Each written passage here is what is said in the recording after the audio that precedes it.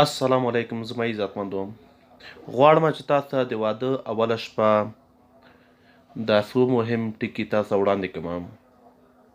عزتمندو شاید دا څو شېبې وخت ونیسي یا څو دقیقې وخت ونیسي. د واده اوله شپه د هلک او نجلۍ دپاره ډیره مبارکه شپه وي. عزتمندو تاسو ښه پوهیږئ چې دا ډیره مهمه شپه وي. دغه شپې ته د ژوند بنیاد هم ویل کیږي.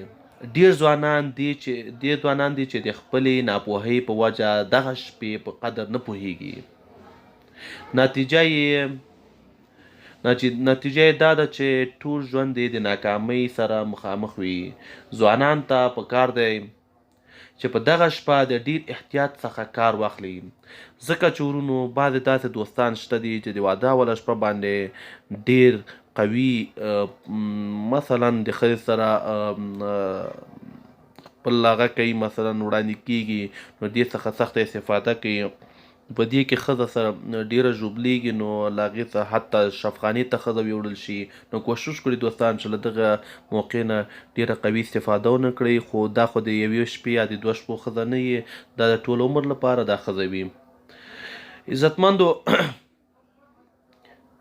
او خاص خیال یې وساتئ که چیرې د واده د مختلفو رواجونو او رسمونو په وجه ستړی وي او یا یې خوب نه وي، نو په اوله شپه دې آرام وکړئ، ستړیا دې وباسي، ځان دې هوسا کړي او بدخوابي دې نه کوي. د دې لپاره چې د واده شپې ته تیار شي او خپله ذمه په ښه توګه ترسره کړي.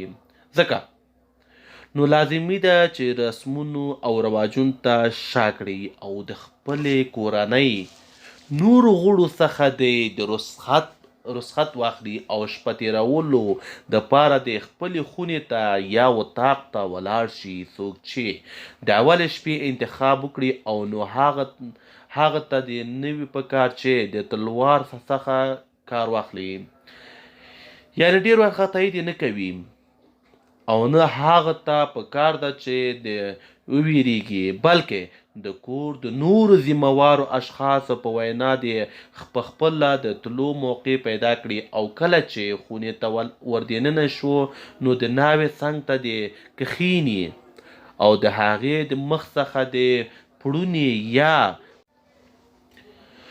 او په خندا دې ورته ووایي چې واه عجیبه ښایسته شاپیرۍ ده، څه ښکلی مخ خدای ورکړی دی، او دا خو د 14مې سپوږمۍ ده چې ګلونه ځینې شرمیږي.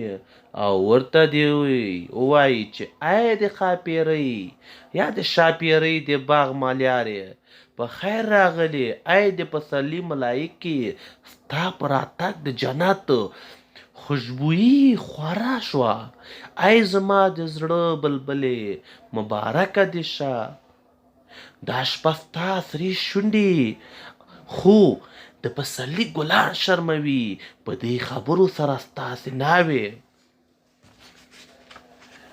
د خپګان او خوابدۍ د ماحول څخه راویستلی شي او د داسې خبرو په کولو سره ناوې فکر کوي چې د میړه خوښه شوم، لکه څنګه چې ناوې د اول وار دپاره خپل مور او پلار پرې ایښی وي، نو ځکه ډېره خوابدې او پریشانه وي او دغه نوی کور او نوی ماحول هم بد اثر ورباندې کړی وي او خوا یې بده وي.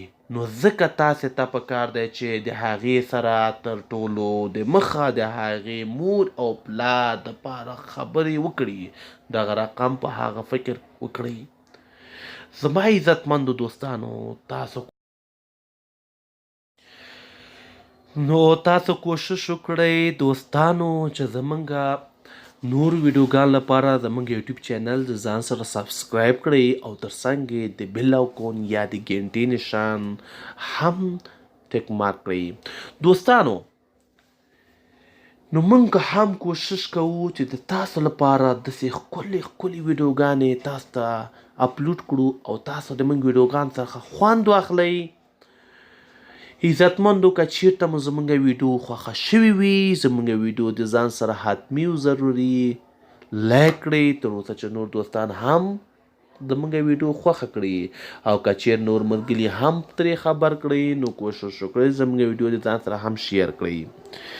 دوستانو مونږ انشاءالله کوشش کوو چې تاسو لپاره ښکلې ښکلې ویډیوګانې اپلوډ کړو. دا زمونږ لومړنۍ ویډیو ده چې تاسو لپاره د واده لومړنۍ شپه په خیر تشریح کړله او د خیر څخه خدای په امان چې هر چیرې یاست خوشحاله سوکاله او باعزته اوسئ.